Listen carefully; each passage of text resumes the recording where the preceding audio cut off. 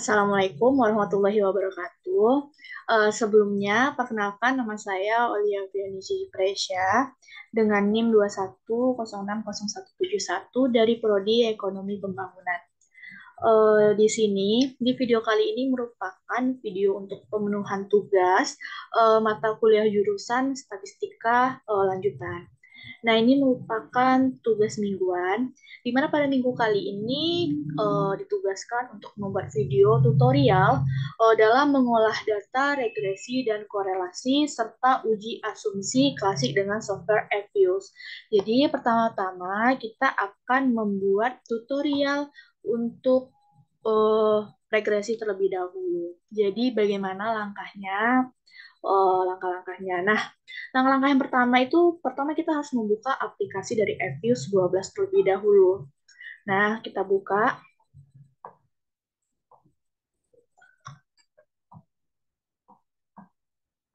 Nah, seperti ini tampilan dari aplikasi Evius 12. Nah, selanjutnya untuk memasukkan input data ke dalam software Evius ini, pertama langkahnya kita harus membuka dari work file. Nah, untuk membuka work file ini kita perlu mengklik file, baru new dan ke work file ini.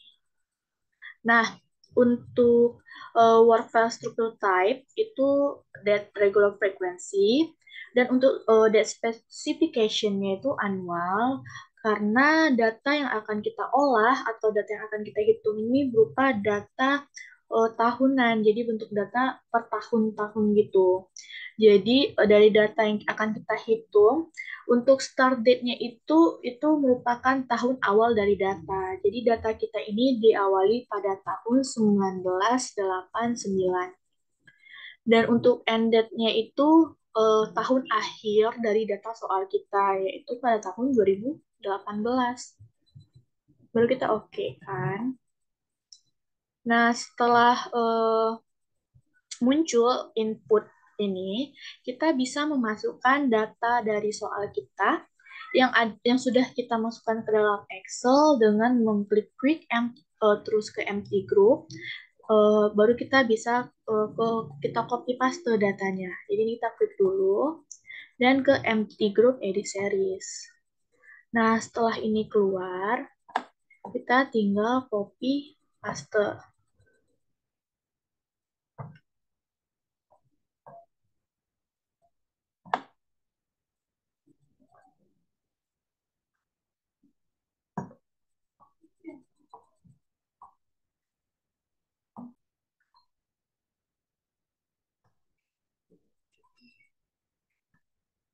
Nah, setelah kita copy paste, munculnya seperti ini. Langkah selanjutnya kita memberikan label dari setiap variabelnya sesuai dengan nama dari variabel data kita tadi. Nah, untuk data pertama ini kita ganti menjadi Y. Y, baru X1, X2, X3, dan X4. Nah, setelah sudah kita berikan label dari setiap variabelnya, kita tinggal memberikan nama dari tabel ini. Nah, ini kita klik ke nama. Dari nama ini kita masukkan aja grup 01. Setelah itu kita oke. Dan bisa kita close. Nah, langkah selanjutnya, kita setelah semua data tadi udah terinput di dalam work file ini, selanjutnya kita bisa mengestimasi dari pengaruh variabel dependen terhadap variabel independen. Nah, caranya itu selanjutnya pada software Evius ini kita bisa klik quick. Ini kita klik quick, baru ke estimate equation. Setelah keluar equation estimation-nya, baru kita memasukkan dari rumus persamaan regresinya. Jadi di sini kita menemukan rumus Y, C, X1, X2, X3, X4. Setelah itu, metodenya udah pas dengan ls least square. Itu setelah kita oke kan. Nah, setelah kita oke kan nih keluar hasil dari regresi dari data kita ini. Ini diketahui dari koefisien, standar error, statistik T atau T hitungnya, dan probabilitasnya. Dan di bawahnya juga ada. Nah, setelah ini kita freeze. Ini fungsinya untuk agar data kita ini tidak hilang. Kita freeze kan, baru kita kasih nama. Nah, di sini kita kasih namanya itu regression before asumsi public.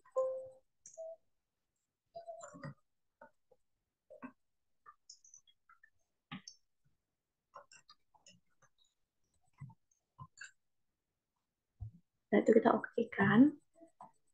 Baru kita close.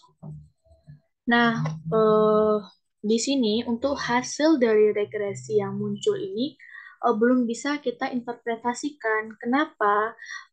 Karena ini belum kita lakukan uji asumsi klasik. Jadi dari model regresi ini baru bisa kita reinterpretasikan atau kita maknai itu jika sudah lulus uji asumsi klasik. Jadi setelah kita menghitung regresi dan mendapatkan hasilnya, langkah selanjutnya kita harus mengolah data untuk melakukan uji asumsi klasik.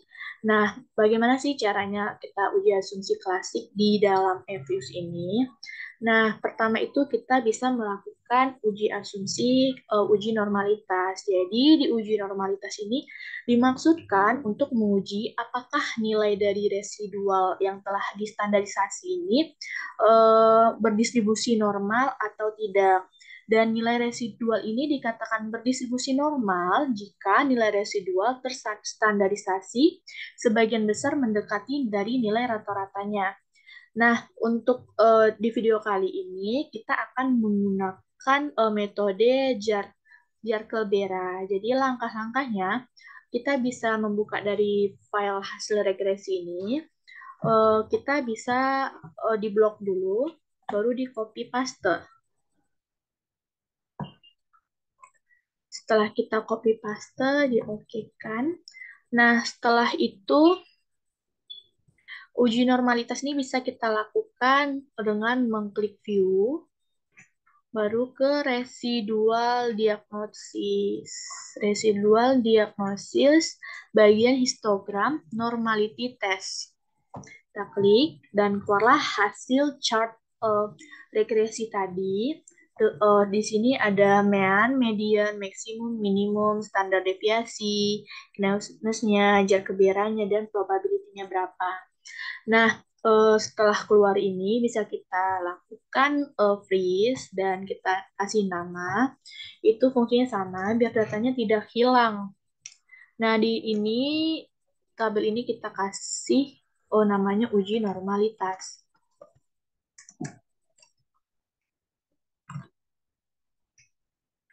Oke, baru kita dapat close kan. Nah, baru langkah selanjutnya untuk memaknainya. Nah, selanjutnya, catatan dari uji normalitas ini, jika nilai sigma itu lebih besar pada 0,05, maka data ini berdistribusi normal. Nah, bagaimana sih keputusan kita dalam chart ini, dari hasil regresi ini, ternyata dia berdistribusi normal, tidaknya residual, secara sederhana dengan membandingkan nilai dari probabilitas JB-nya, Jar-Kibera yang dihitung, dengan tingkat alfa 0,05 atau 5%. Apabila probabilitas JB dihitung lebih besar dari 0,05, maka dapat disimpulkan bahwa residual terdistribusi normal dan sebaliknya. Apabila nilainya lebih kecil daripada 0,05, maka tidak cukup bukti untuk menyatakan bahwa residual terdistribusi normal. Dan nilai probabilitas hitung sebesar di sini 0,53219, di mana ini lebih besar daripada 0,05, sehingga dapat kita simpulkan di dalam uji normalitas ini bahwa data ini modelnya itu berdistribusi normal, yang artinya asumsi klasik tentang kenormalan ini terpenuhi. Selanjutnya itu uji multikolinearitas. Nah, uji ini digunakan untuk melihat ada atau tidaknya hubungan korelasi antara sesama variabel bebas. Nah, jika terdapat hubungan antara sesama variabel bebas, maka koefisien regresi cenderung tidak signifikan, walaupun X2-nya tinggi, bahkan tandanya pun mungkin salah. Jadi, uji ini hanya dilakukan jika variabel bebas dalam suatu penelitian lebih dari satu. Uh, dalam video ini, dalam uji multikolinearitas ini, kita menggunakan metode VIP atau Variance Inflation Factor. Nah, langkahnya itu, kita bisa membuka hasil dari regresi ini, kemudian kita klik view dan ke koefisien diagnosis, baru ke Variance Inflation Factor. Nah, keluarlah dia si VIP-nya ini. Baru kita freeze dan kita kasih nama biar datanya tidak hilang.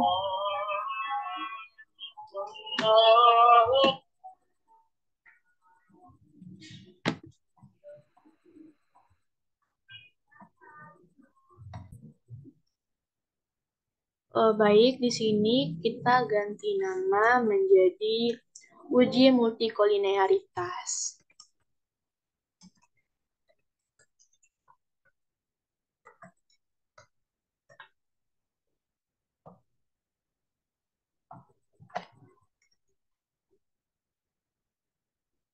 Nah, setelah itu, nah, jika dari nilai converted VIP ini lebih kecil daripada 5, maka dapat disimpulkan bahwa model ini tidak mengalami masalah multikolinearitas atau hubungan antara sesama variabel bebas. Jadi, di dalam penghitungan regresi, di dalam uji multikolinearitas itu diharapkan tidak ada hubungan. Jadi, di data ini, itu nilai converge-nya itu lebih besar daripada 5 kan. Tidak ada di bawah 5. Jadi dari data ini disimpulkan tidak mengalami dari masalah multikolinearitas. Lanjut untuk ke uji heteroskedastisitas. Jadi di dalam heteroskedastisitas ini terjadi pada saat residual dan nilai prediksi memiliki korelasi atau hubungan. Jadi, pola hubungan ini tidak hanya sebatas hubungan linear, tetapi dalam pola yang berbeda yang dimungkinkan. Oleh karena itu, ada beberapa metode dalam uji heteroskedastisitas yang dimiliki oleh Evius, seperti Berspagen-Godfrey, kedua Harvey, tiga Glatzer, 4 ALC-H, dan 5 White, dan lain sebagainya. Dan pada kesempatan di dalam video ini, saya akan menggunakan dari metode yang ketiga, yaitu Glatzer, untuk uji heteroskedastisitas. Caranya, eh,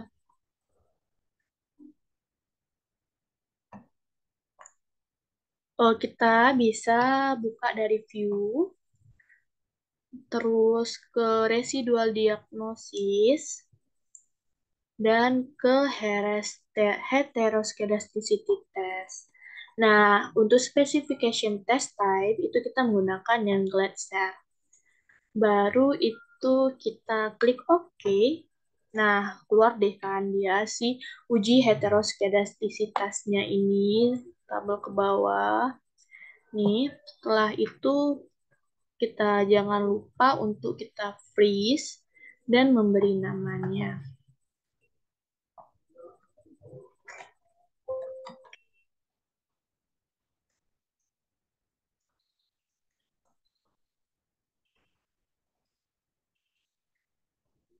Oke. Nah, jadi hasil dari uji heteroskedastisitas ini, keputusan terjadi atau tidaknya dari heteroskedastisitas pada model regresi linier adalah dengan melihat dari nilai probabilitas F statistiknya atau dari F hitung.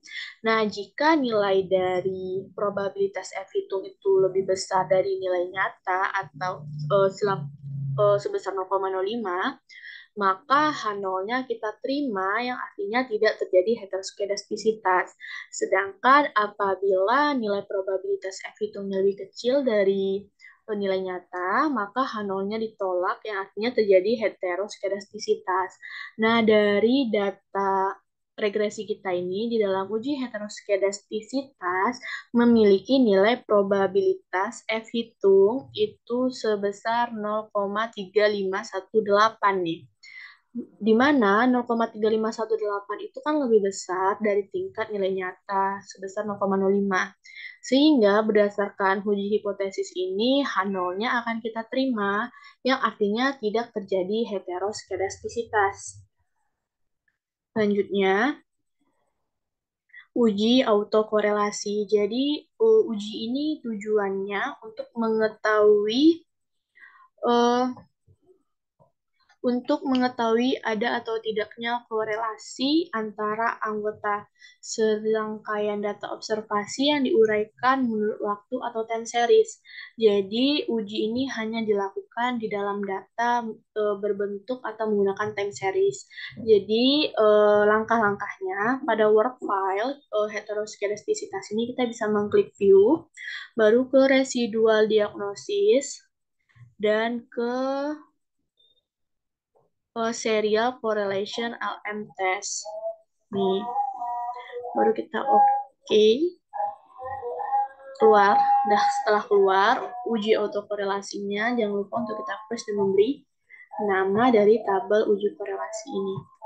Ini namanya uji autokorelasi.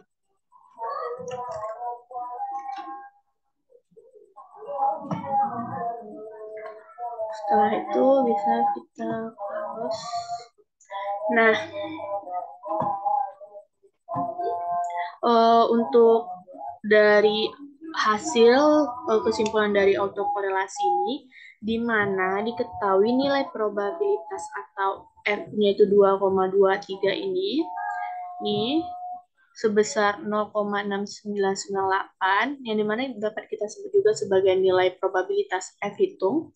Nah, nilai probabilitas F hitungnya ini kan lebih besar dari tingkat alfa 0,05, sehingga berdasarkan uji hipotesis autokorelasi ini dapat disimpulkan H0-nya kita terima yang artinya tidak terjadi autokorelasi. Sebaliknya apabila nilai probabilitas F hitung lebih kecil dari alfa 0,05 maka dapat disimpulkan bahwa terjadi autokorelasi. Selanjutnya, kan tadi di model regresi yang dijelaskan di awal itu kan rumusnya tanpa menggunakan log di depan variabel. Nah, itu tuh disebut juga sebagai model linier. Sedangkan persamaan yang menggunakan log ini disebut dengan persamaan model regresi log linier. Nah, karena model yang akan diestimasi berubah, maka kita mengulang langkah estimasi model regresi pengujian asumsi klasik tadi dengan cara mengestimasi model secara umum sama dengan yang telah dijelaskan sebelumnya. Hanya saja pada saat menuliskan rumus di depan variabel yang ada di dalam persamaan itu kita tambahkan log dan kita berikan tanda kurung di dalam variabel. Nah, caranya itu bisa kita apakan di work file uji autokorelasi ini dengan mengestimate. Nah, baru kalau kita masukkan rumusnya itu kan sama nih, cuman bedanya kita tambahkan log dan tanda kurung dari setiap variabelnya. Jadi ini log.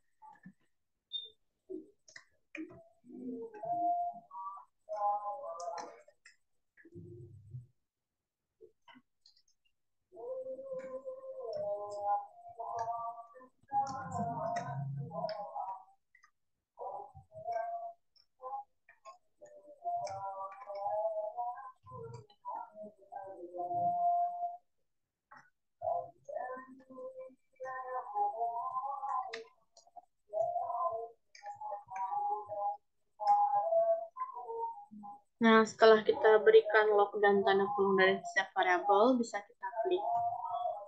Nah, ini nih merupakan hasil dari regresi penghitungan kita di awal, cuman bedanya ini itu tadi model log linear. Jadi dia rumusnya menggunakan linear. Nah, dari hasil uji si regresi yang menggunakan log ini nih sama seperti yang di awal belum bisa kita asumsikan, berarti bisa dilakukan lagi uji-uji dari asumsi klasik seperti yang dijelaskan tadi. Nah, mungkin itu aja penjelasan dalam video tutorial mengolah data, regresi, dan uji asumsi menggunakan aplikasi Evius yang dapat saya sampaikan. Nah, mungkin cukup sekian dari video kali ini. Yaudah, terima kasih.